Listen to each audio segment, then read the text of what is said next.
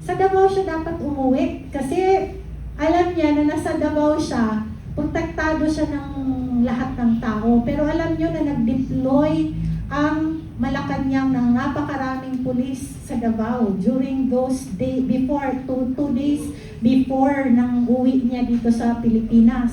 Pinili niyang umuwi sa Pilipinas, sa Metro Manila, hindi sa Davao. To me, was a sacrifice in itself para sa kanya at to protect the Filipino people. Kasi alam natin na kung sa Davao siya lumapag, kahit yung ultimo ng mga nagtutulak doon ng mga kariton, lahat nung nasa airport mismo, pipigilan talaga at magdadanak ng dugo kung doon siya umuwi sa Davao.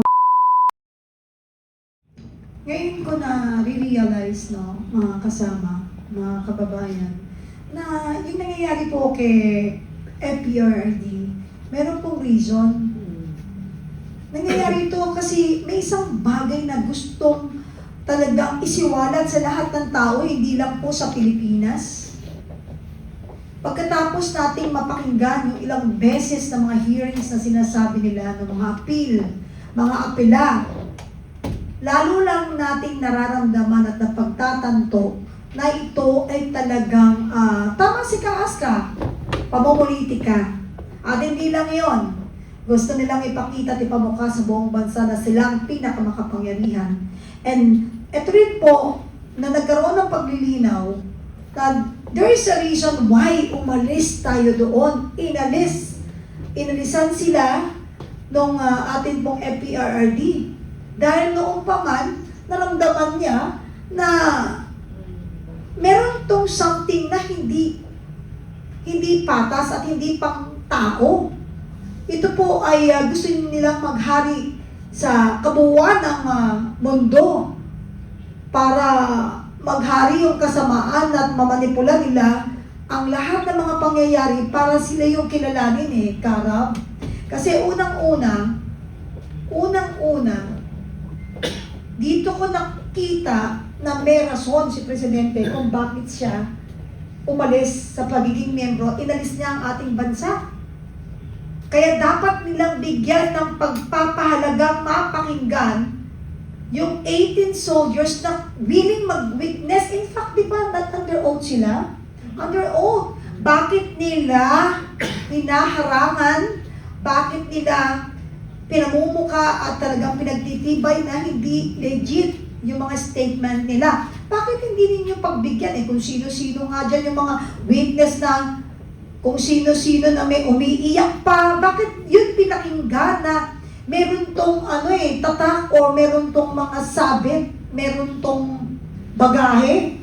Itong mga walang bagahe, ayaw mong pakinggan. Kung gusto mo talaga ng malinis na bansa at malaman, makita, maipadama sa mga Pilipino na legit or totoo yung damdamin mo na maayos ang Pilipinas sa iyong pamumuno, bakit hindi mo pabayaan na mag-testify at pakinggan yung 18 sundalo na talagang willing na humarap sa lahat ng kung anumang usapin para mapagtibay yung kanilang mga statement na ibinigay sa bayan. Please, manawagan tayo ng pakinggan at gawin talagang star witness yung 18 soldier.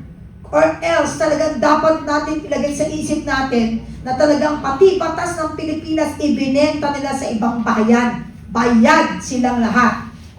Dagdagan ko lang yung pagbabalik ni Tatay Digong. Kasi si Kaivet, ako, si Kapeni, kasama kami lahat sa Hong Kong Lagi ko itong sinasabi sa mga small group meeting. Siguro it's time I say this out loud, no? Ako sobra akong naantig yung aking puso nung pagbalik ni PRRD dito sa Pilipinas. Kasi may offer sa kanya na lumipad at pumunta sa kung saan na lang atong nang umuwi, di ba? Pero pinili niyang umuwi at ang pinili niya pang uwian ay ang Metro Manila.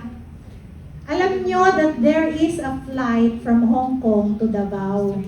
Pero hindi niya pinili na umuwi siya ng Davao.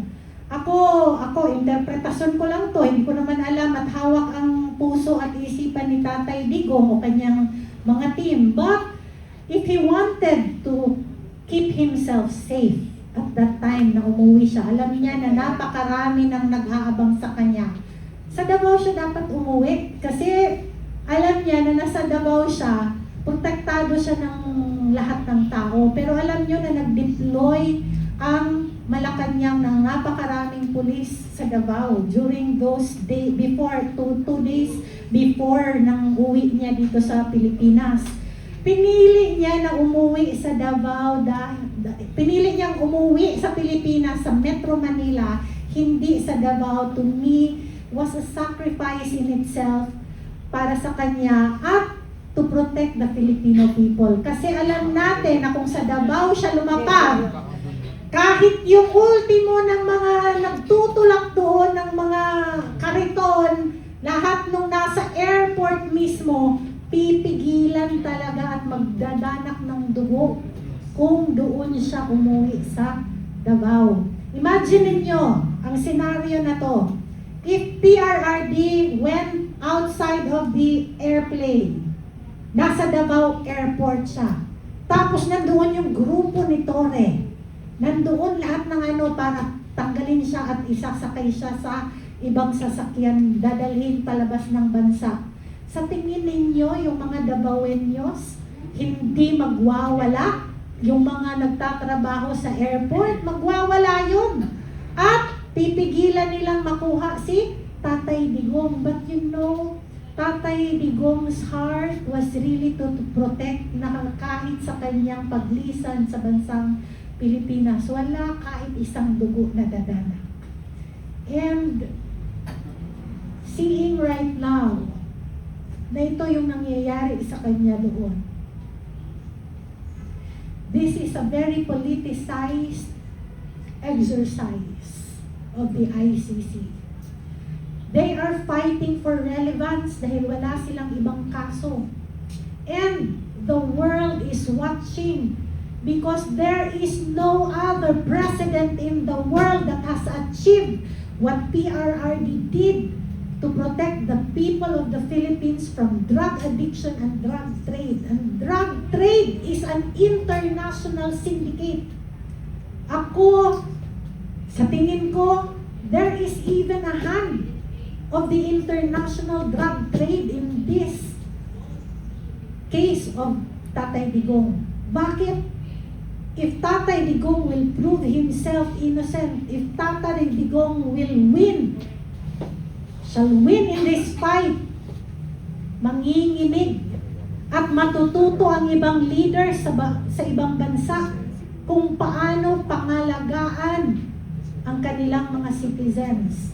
He is the only president in the whole world that was able to encourage drug addicts to reveal themselves and admit that they need help from the government to be out of their miserable life as drug addicts.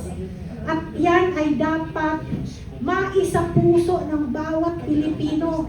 Walang ibang presidente sa buong mundo na nakagawa nito, na nakapag-surrender ng mga drug addicts, umamin at mag-submit sa kanilang mga sarili for rehabilitation.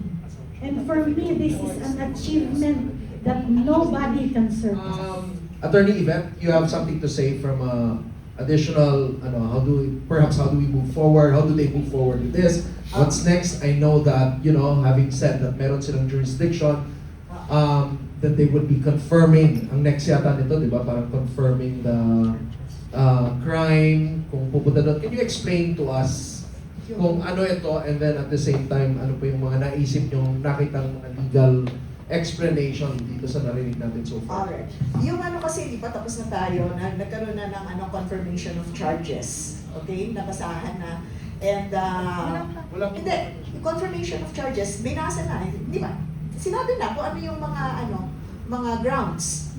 Kung hindi previously, di ba? Previously. And then, ito na nga susunod na, na tawag ko nito, dahil nga pending itong motion, itong appeal na to, ito ngayon yung lumabas na decision ng appeals chamber. That is what I'm saying. Pero yung dati nating pinanood was the confirmation of charges. Binasa yung mga grounds kung bakit. Anyway, so ang summary po nitong nung denial nila, number 1, meron daw pong active jurisdiction ang ICC despite post-withdrawal. Bakit? Kasi the crimes daw were committed from November 1, 2011 to March 16, 2019, which falls squarely bago daw mag-withdraw ang Pilipinas. Pangalawa, the appeals chamber ruled that the preliminary examination initiated by the prosecution in February 2018 meets the criteria of a matter under consideration. Ibig sabihin, parte na siya ng proseso. Kahit sabihin mo pa na hindi pa formal yung pag-conduct nila ng preliminary examination, they can do it motu proprio, in-announce naman nila, so parte na daw yun. Nag-trigger na daw yung jurisdiction nila on that.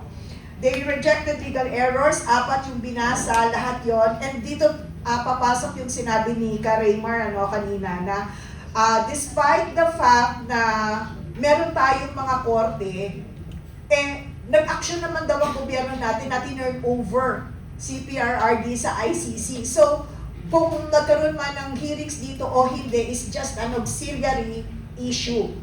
It does not affect yung fact na pasok pa rin yung proseso nila under preliminary examination. And then lastly, the argument that the preliminary examination is only an administrative act was overridden as the court affirmed that the examination directly relates to the investigation of crimes committed during the treaty's membership. So yun yung sinasabi ko na kahit sabihin mo pang International Criminal Court, so dapat korte na, hindi ba? Yun ang mag-a-assume ng jurisdiction. Sinasabi ng ICC, may 4 kaming mga sangay, kasama doon yung Office of the Prosecutor. Kaya kahit sabihin mo, hindi yan mong masasabing administrative lang yan, kasi parte yan ng buong proseso. Okay? So doon sa, actually yun ang gusto ko nga malaman. And huwag natin kalilimutan, the ICC only assumes supposedly jurisdiction kung hindi nagpa-function ang criminal courts natin. The way I see it, ang interpretation ng ICC, you can all say na hindi na nagpa-function ng courts nyo, but the fact that your government surrendered Yun ang pinanghahawakan nila. Yun ang pinanghahawakan nila. And ang pinakikita nga dito sa atin ni PRRD, this is on a personal note. Kaya nga sabi niya, kung may kasalanan ako, litisin niyo ako sa aking sariling bayan. Kasi dito sa ICC, wala. Saan ka mag-aapila nito? Wala. Ang maghuhusga sa iyo, mga banyaga, yun ang ayaw niya. Hindi bali, dito ako litisin, mag-aapila ako hanggang Supreme Court, pero ang magko-convict sa akin ay sarili kong bansa, sarili kong mga kababayan, and I will take that wholeheartedly. Wag lang banyaga.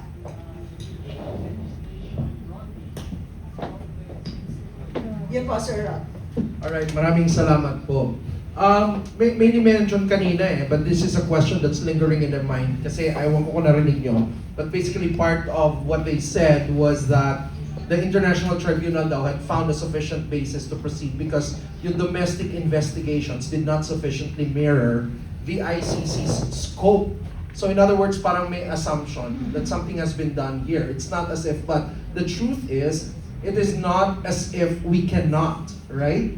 But it's just that walang nangyari. And besides, parang ICC is turning a blind eye on the fact that ang pag-turn over kay PRD sa kanila is politically motivated.